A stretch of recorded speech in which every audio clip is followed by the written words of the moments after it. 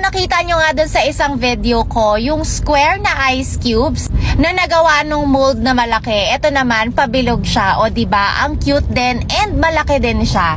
So ayan, gumawa lang kami ng drink ni Avery. Naglagay lang siya ng strawberry flavored jelly dito sa ilalim. Tapos ito naman, coffee with matcha. O diba, nagmukha siyang choco bomb. Different flavors na rin yung ginawa namin dyan. Pero syempre, pwede namang water lang yung ilagay nyo kasi pang yelo naman talaga yan. So, ito naman yung jelly na merong milk na kasama.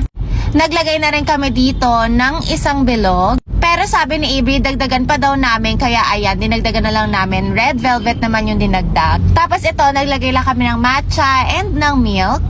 Pati dito sa kabilang baso, dinagdagan na rin namin siya ng milk. Then sa ibabaw, nilagyan lang namin siya ng coffee. Nako, ang sarap ng coffee na to and ang bango rin. Naglagay na lang kami ng jelly na topping